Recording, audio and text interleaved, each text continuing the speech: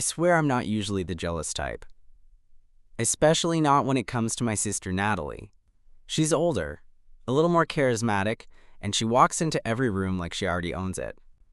So when she brought her new coworker to our family barbecue, I didn't think much of it. Until I saw the way he looked at her. His name was Jamie. And yeah, he was the kind of guy you notice. Tall, sharp features, softened by an easy smile, button-down shirt rolled at the sleeves, that kind of careless cool that made you either want to be him or figure him out. And I was watching him, maybe a little too much. From the second they walked into the backyard, Jamie stuck close to Natalie, laughing at her jokes, brushing her shoulder when he passed behind her, even handing her a drink before she asked. The whole thing made me feel weird. Not because I had some brotherly thing about who she dated. No, it was because of how he was looking at her, like he was performing, like he was trying to get someone's attention. I thought I was imagining it. Honestly, I tried to convince myself that maybe I was just projecting. I hadn't been on a real date in months, and I'd been feeling kind of invisible lately. So I told myself to shut up, eat another burger, and stop staring at my sister's maybe flirt. But then he kept finding ways to talk to me. It started when I was refilling the lemonade pitcher. Jamie came over, grabbed a soda, and leaned on the counter next to me. "Hey," he said casually. "You're Nate, right? Natalie's brother?" "Yeah," I replied, cautious. "You work with her?" "Yeah. She's great. Talks about you a lot, actually." I raised an eyebrow. "Really? That doesn't sound like her," he laughed. "Yeah, maybe not a lot, but enough." He didn't leave after that. He lingered, asked me what I did for work, talked about his favorite movies, joked about how bad he was at grilling. Nothing intense, just more attention than I expected. And the whole time, I was hyper aware of how close he was standing, of how he kept looking at my mouth when I talked, of how his hand brushed mine when I passed him the tongs. I thought maybe I was losing it, that I was reading into something that wasn't there. But then Natalie walked over. "Hey," she said, touching Jamie's arm lightly. "You good?" Jamie didn't move away from me. He just smiled. "Yeah, Nate and I were just talking about Tarantino." Natalie's eyes flicked between us for a second. She gave a tight smile, then walked off to grab her purse, muttering something about traffic. Jamie didn't follow her. He just turned to me and said, "You free tomorrow?" And that was when everything started unraveling. The invitation came out of nowhere, and for a second, I thought I must have misheard him. "Free tomorrow?" Jamie repeated, that same calm smile on his face. His eyes were steady, almost searching. I felt my heart stutter in my chest. What for?" I asked, my voice betraying more hesitation than I intended. He took a casual sip of his soda, his fingers wrapping around the can just a little too tightly. "I thought it'd be fun if we grabbed coffee or something. Just to talk more about movies or whatever." At the mention of coffee, something clicked in my brain. Natalie had mentioned he was a huge movie buff. It made sense. He probably wanted to discuss whatever nonsense they'd been chatting about at work, but the way he said it, it felt like an invitation wrapped in something more. A subtext I wasn't sure I wanted to acknowledge. "Yeah, I guess I'm free," I said before my brain could catch up with my mouth. It was one of those rare moments where I felt like I couldn't quite control what was coming out. I wanted to tell him I wasn't interested, that I wasn't into weird, awkward coffee dates with my sister's coworker, but something about Jamie made it hard to resist. Maybe it was the way his eyes glinted when he looked at me. Maybe it was the way his body language remained open, as though I was exactly where he wanted me to be. "Great," he said, his grin widening. "How about noon? I know this great cafe down on 7th Street. "Yeah, noon works," I said, nodding despite the question swirling in my head. He flashed another one of those easy smiles, as if he had just scored the biggest victory of the day, and then turned back to the table where Natalie was sitting, her eyes flicking toward us. She raised an eyebrow, but I quickly averted my gaze. I wasn't sure how much she knew, or if she was in on whatever weird little game Jamie was playing, but I wasn't about to give her the satisfaction of asking questions. I spent the rest of the barbecue in a daze, going through the motions of talking to family, pretending to be normal, but in reality, my mind kept drifting back to Jamie. What the hell was going on? Why was he suddenly so intent on talking to me? Why the hell hadn't I just said no? But then, later that night, when everyone had left and the house was quiet, I began to think about it. Was it possible that he wasn't flirting with Natalie? That maybe he wasn't actually interested in her at all? The more I thought about it, the more the possibility seemed to make sense. Jamie was using her as an excuse, an entry point into talking to me. He had come to the barbecue with her, sure, but it wasn't like they were an item. They didn't look like a couple. In fact, they looked more like, well, two people who were still figuring each other out. And here I was, staring at my phone as the minutes ticked toward midnight, wondering what tomorrow would bring. The next day came faster than I'd expected. I hadn't slept well, my brain too busy replaying every detail of the conversation with Jamie over and over. How had he looked at me? How had I responded? Did he actually mean to ask me out? Or was this just some weird joke I wasn't getting? I forced myself to get out of bed, made a half-hearted attempt at breakfast, and then checked the time. It was almost 11:30. I still had 30 minutes to get ready, but I didn't feel ready at all. I stared at my reflection in the bathroom mirror, wondering what the hell I was doing. The doorbell rang just as I was about to pull on a t-shirt. My stomach lurched. There was no turning back now. I pulled the door open, and there he was. Jamie, wearing a loose gray t-shirt, black jeans, and those damn sneakers that looked effortlessly cool. The kind that made you wonder if he even tried to look good. He smiled when he saw me, and that smile hit me like a punch to the chest. "You ready?" he asked, his tone so casual that it made me question everything I had been thinking the night before. Was this really a date? Was it just coffee with a coworker? "Yeah, sure," I replied, my voice tight. As we walked down the driveway toward his car, I tried not to notice the way he leaned toward me slightly, the way his hand brushed against mine as we crossed the street. It wasn't intentional, I told myself, just an accident. But the warm shiver that ran through my body told a different story. The cafe was small and tucked away in a quiet corner of the city, with mismatched furniture and a faint smell of cinnamon in the air. We ordered at the counter, him a black coffee, me a cappuccino, and then sat at a corner table near the window. Jamie didn't waste any time. He leaned back in his chair, that same smile still playing at the corners of his mouth. "So tell me more about yourself," he said, his voice low, almost conspiratorial. "What's your deal?" I blinked, thrown off guard by his directness. "My deal?" "Yeah, you know your job, your hobbies, anything interesting you want to share?" I had no idea how to answer that. I hadn't expected him to ask something so personal. I wasn't used to having these kinds of conversations with people I barely knew. But I could tell he wasn't just asking out of politeness. He was genuinely interested. Or, at least, pretending to be. I cleared my throat. I'm a photographer.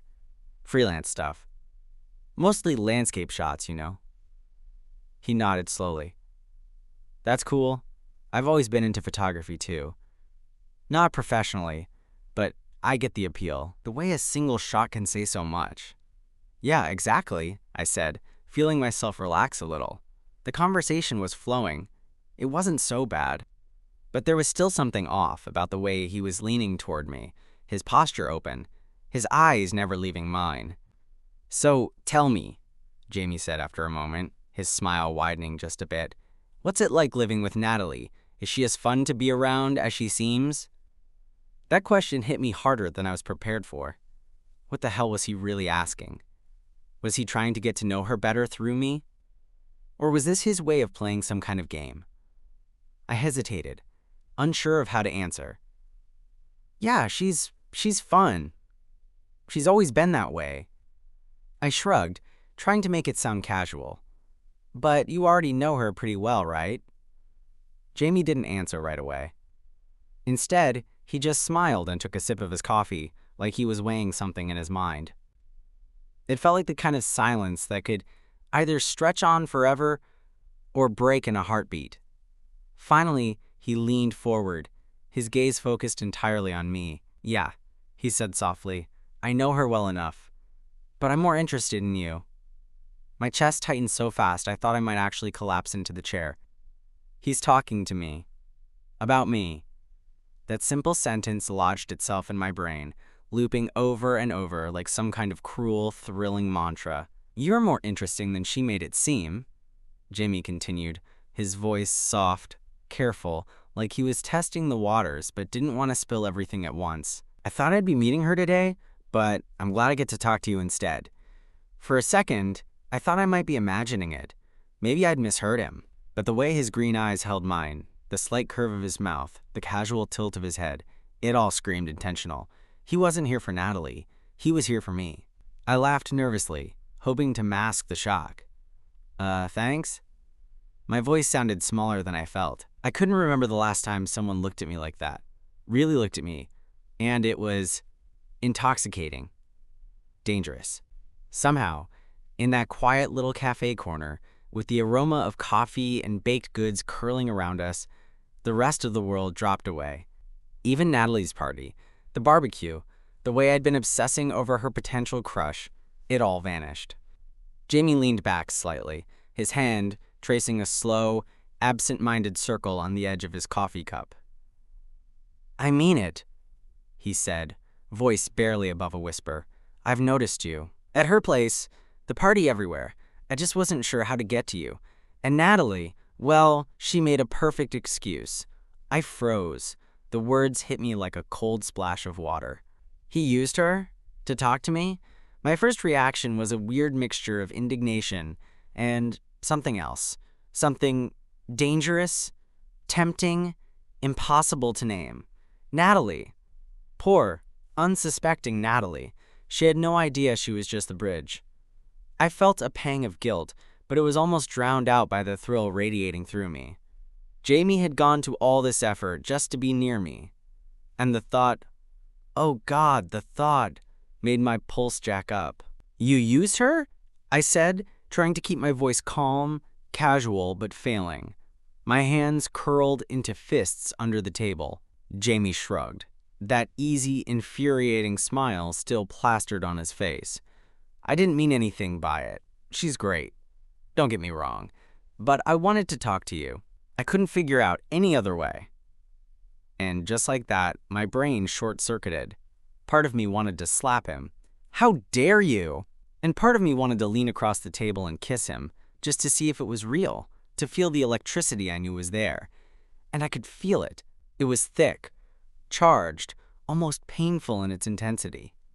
I cleared my throat, trying to regain some composure.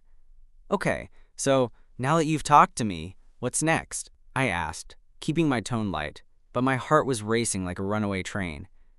Jamie's smile widened, slow, deliberate, like he knew exactly what he was doing to me. "Next? Next we figure out if you're as interesting as I think you are." I laughed nervously, leaning back in my chair to give myself some space, but the truth was, I wasn't moving. My body felt glued to the chair, my senses heightened to the point of raw edges. His presence was intoxicating. His energy, his voice, the way he looked at me like I was some secret he'd been dying to uncover. It was absurd, unreal, totally thrilling. And then, just as I thought I could take a breath, he leaned forward, resting his forearms on the table, bringing his face closer. The movement was subtle, casual, but the effect? Explosive. I felt it in my chest, my stomach, the back of my neck, like every nerve ending had been set on fire. "I wasn't lying," he whispered. "I've been wanting to talk to you for weeks." For a moment, the world tilted. Weeks. Weeks he'd been watching, waiting, planning. Every laugh he'd shared with Natalie, every casual glance, every polite compliment to her, all a calculated excuse to reach me. My pulse hammered in my ears. My mind raced, struggling to process it. And yet, somehow, every rational thought was being drowned out by this magnetic pull, this undeniable heat between us. I swallowed hard, trying to steady my shaking hands. "And you couldn't just text me? Call me?" I asked, attempting to sound casual, though my voice betrayed me. Jamie's grin turned mischievous, dangerous even. "I could have. But I wanted this. Face to face. You deserve that much." And with that, the tension between us stretched taut, a wire that could snap any second. My heart was pounding, my brain screaming, and yet my body felt rooted to the chair. I had no idea what would happen next, whether I'd laugh, yell, or just lose control entirely. And frankly, I didn't care.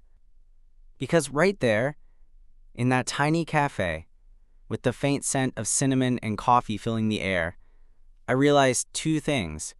One, Jamie had never been interested in my sister.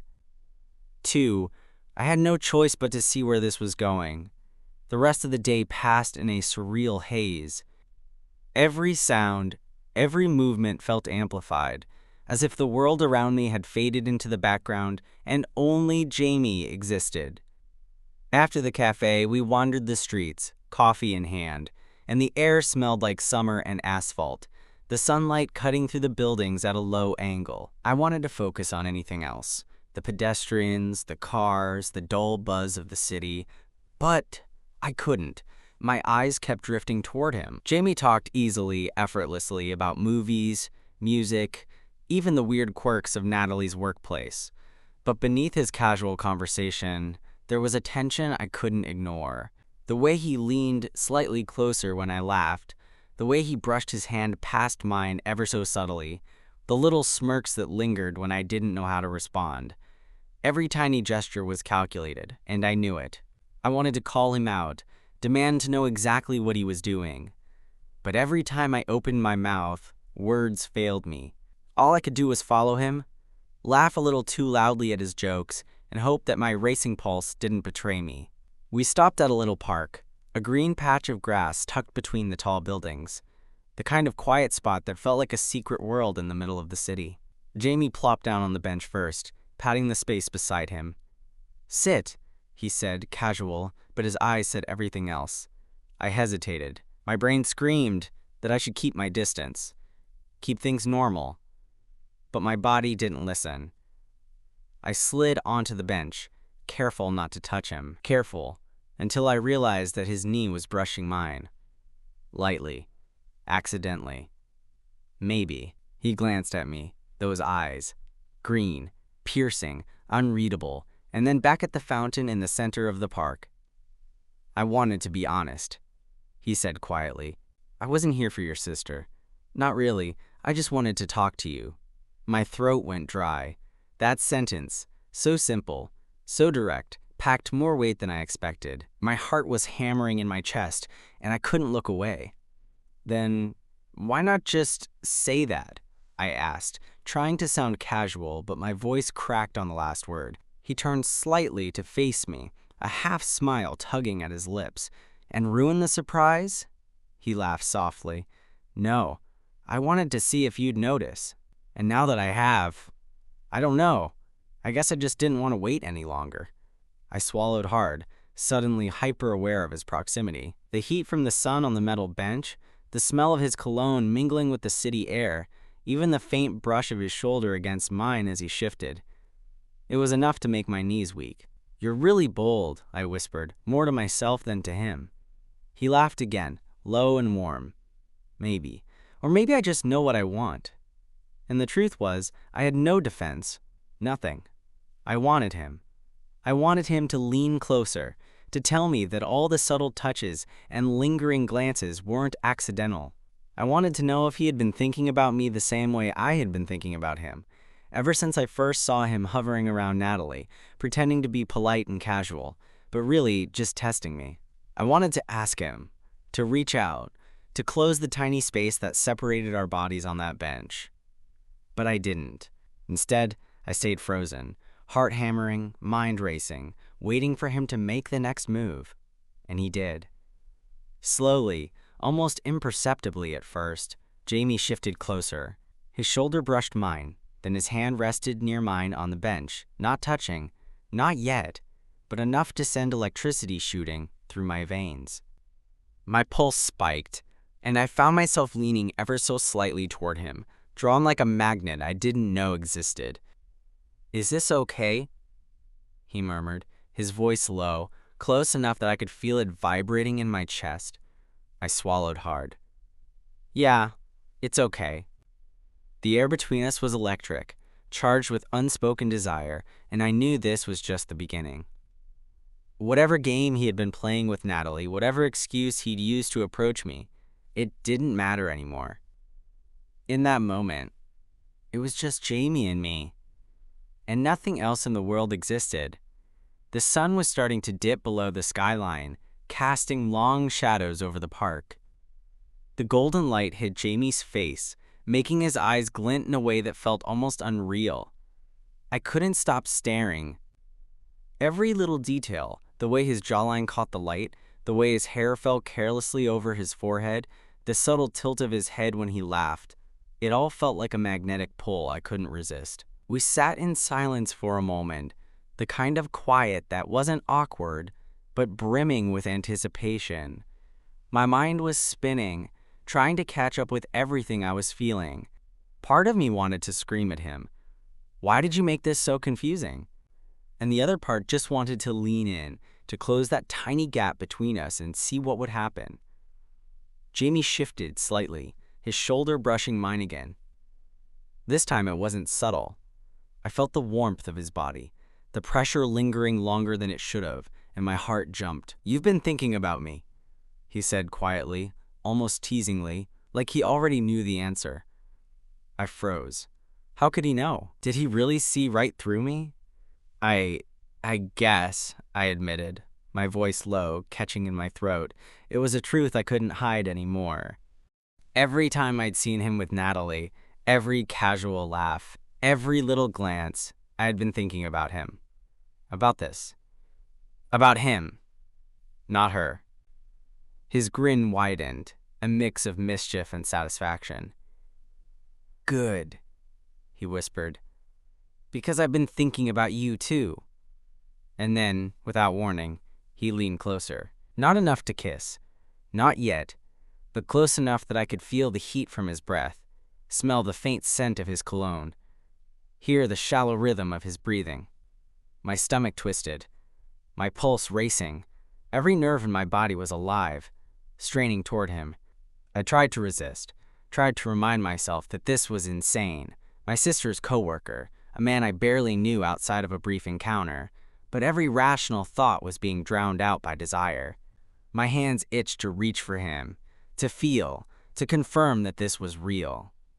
Jamie's hand moved subtly, brushing against mine. Just a touch, a feather-like graze that sent a jolt through my entire body. I exhaled sharply, barely aware I was holding my breath. "Jamie?"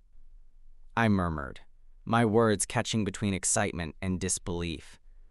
He smiled, that infuriatingly confident smile, and tilted his head.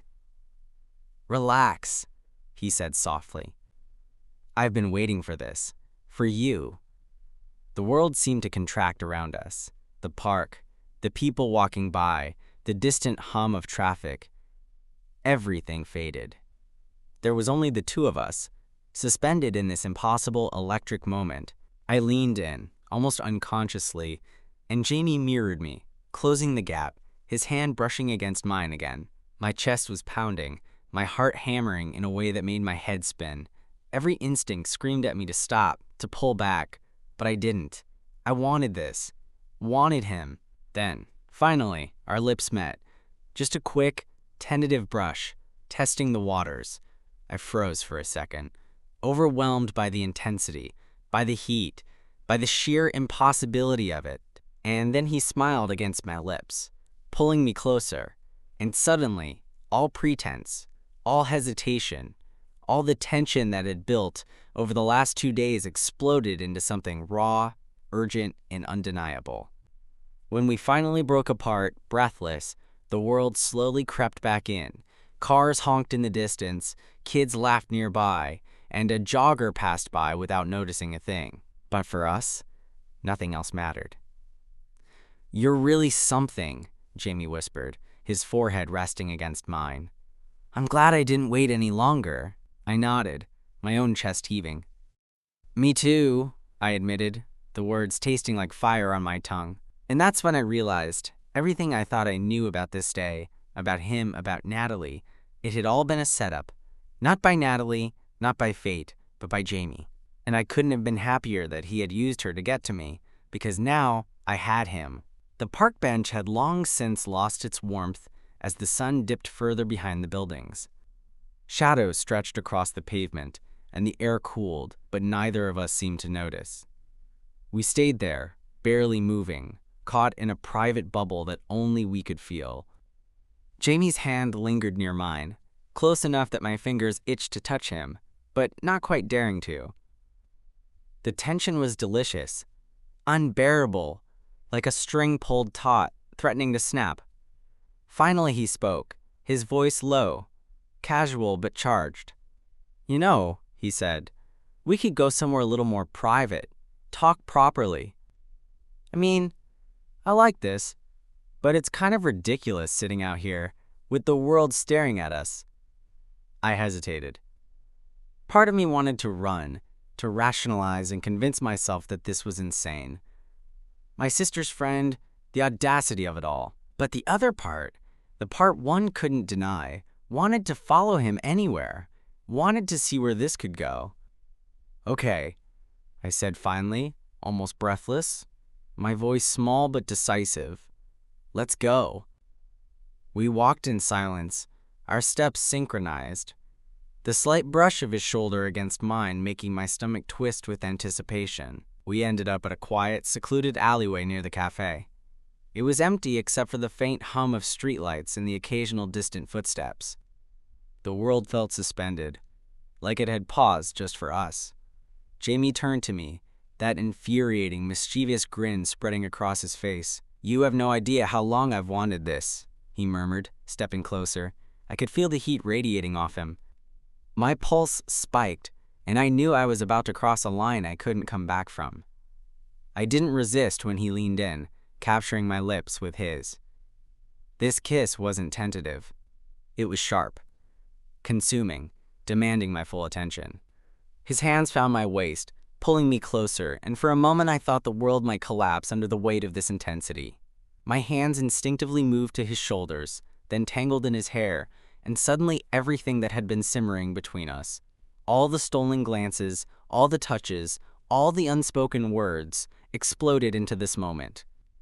When we finally broke apart, gasping for air, he rested his forehead against mine. "See? Worth the wait," he whispered. I could only nod, unable to form words. My mind was reeling. This is real. This is happening. He's here. And he wanted me. Not my sister. Me.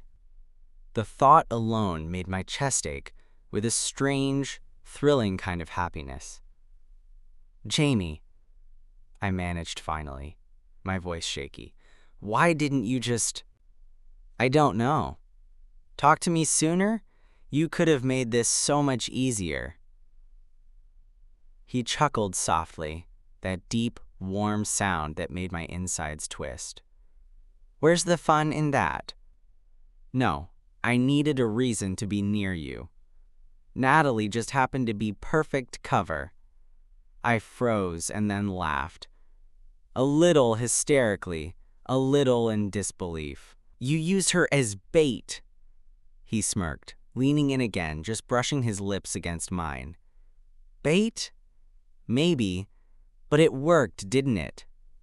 I had no answer for that. I just melted against him, letting the thrill of the moment consume me. All the confusion, all the jealousy, all the subtle panic I'd felt the past few days, it vanished.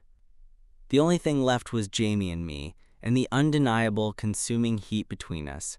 Minutes passed, or maybe hours, I couldn't tell. The world had shrunk down to us, to the electricity of our proximity, to the thrill of doing something forbidden, something exciting, something wholly ours. When we finally pulled away, breathless and flushed, Jamie smiled at me, his hand still brushing mine. "We should probably get back before someone notices, or before your sister starts wondering why we disappeared." I nodded, my brain still fuzzy from the intensity of what had just happened. "Yeah, we should." But as we walked back, side by side, close enough that our shoulders brushed, I realized something terrifying and exhilarating all at once. This was only the beginning. Jamie wasn't here to play games anymore. He wanted me. and now that he had me, I wasn't sure how I'd ever be able to let him go.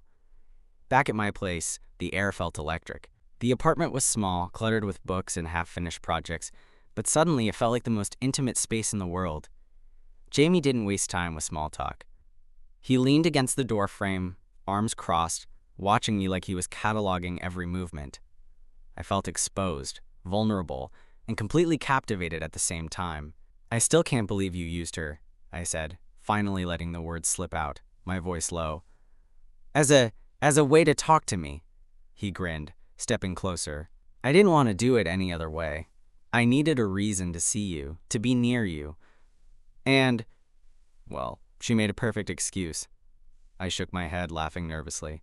"You're insane, but effective," he replied, eyes locking onto mine with that impossible mix of mischief and sincerity. "And now we're here. Alone. Finally." I swallowed hard, my heart hammering. Everything about him was magnetic. The way he moved, the subtle warmth radiating off his body, the slow, deliberate way he let his gaze linger on me. I wanted to close the distance between us, to let the tension explode, but I also didn't want to rush it. "Not yet." Jamie leaned in, closer this time, until our noses almost touched. "You know, I've wanted this since the first time I saw you at the barbecue," he whispered. "I couldn't stop thinking about you. Every laugh, every glance, it was driving me insane." My chest tightened. I couldn't deny it. I had thought about him constantly, too. The way he'd smiled at me, the way he'd used Natalie as a bridge to reach me, every subtle touch, every lingering look, it had all been seared into my memory. And now, here he was, finally making it real. I stepped closer, and Jamie mirrored me, closing the gap. Our lips met again, this time longer, more urgent. My hands found his shoulders, then his neck, pulling him closer as our mouths moved together in a mixture of hesitation and hunger. The intensity was overwhelming, every nerve ending alive, and I realized how long I'd been waiting for this, for him, for this connection that had been teasing me for weeks. When we finally broke apart, breathless, our foreheads pressed together, Jamie whispered, "You have no idea how long I've wanted to do that." I shook my head, smiling despite myself. "Neither do you." The night stretched on, and we stayed close, talking, laughing quietly, sharing stories, each word laced with an intimacy that had nothing to do with Natalie. Outside, the city moved on, oblivious to us, but inside, it felt like time had stopped. Every brush of his hand, every glance, every soft laugh made my pulse spike, and I knew this was just the beginning. By the time we finally separated to get some sleep, the tension hadn't diminished. If anything, it had grown stronger. Jamie had used Natalie to get to me, yes, but I couldn't bring myself to feel anything but gratitude, because now he was here, and now I knew this was real. As I lay in bed that night, replaying every detail, every touch, every word, I realized something terrifying and exhilarating all at once.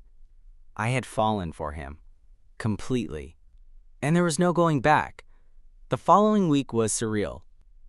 Jamie and I had managed to keep our encounters quiet, slipping away from family dinners, brief encounters at Natalie's place, and little accidental meetings that always seemed too close for comfort. Every glance, every brush of a hand, every whispered word carried the weight of that afternoon in the park. It was intoxicating. And every time I caught myself thinking about it, I felt a mix of thrill and panic, excitement that he wanted me, and fear that the secret would somehow unravel. Finally, we decided to meet again, this time at a quiet little bookshop cafe that Jamie claimed was perfectly hidden, like our little secret. It was small, warm, the scent of coffee and old paper thick in the air. We found a corner booth and sat close, knees brushing under the table. He reached across casually, letting his fingers graze mine. The contact was enough to make me shiver. "I've been thinking," he said, his voice low, almost reverent, "about us, about how we started, how I used Natalie as an excuse." I swallowed hard. "And?" He smiled softly, a little sheepish, a little proud. "And I'd do it all over again, because it led me to you." My chest tightened and my fingers intertwined with his without thinking. "You're crazy," I whispered, smiling. "But I'm glad." Jamie leaned closer, our foreheads touching. "I'm serious," he murmured. "I don't care about Natalie. I only care about this. About you. About us." I felt heat rush through me, and for the first time in weeks, I let myself relax completely. The tension, the uncertainty, the obsessive overanalyzing, it all melted away under the weight of his words, under the certainty in his eyes. We stayed like that for what felt like hours, talking quietly, sharing small touches, lingering looks, and confessions. Every moment strengthened a bond that had started with subtle glances, playful teasing, and unspoken longing. Now it was real, undeniable, and entirely ours. By the end of the evening, as the cafe's warm light dimmed and the last patrons left, Jamie took my hand in both of his and said softly, "I don't want to hide anymore. Not from anyone. You're mine, and I'm yours. Agreed?" I nodded, a grin spreading across my face, heart pounding. Agreed. As we stepped out into the cool night air, hands still intertwined, I realized something profound. Everything I had thought, everything I had feared, that he was flirting with my sister, that I'd misread everything, had led to this. To him. To us. And I couldn't have been happier that the misunderstanding, the weight, and the tension had all been part of the journey. For the first time in a long time, I felt completely, unequivocally certain about something. Jamie was mine, and I was his. No excuses, no distractions, no secrets. Just us. And for the first time, the world felt perfectly, impossibly right.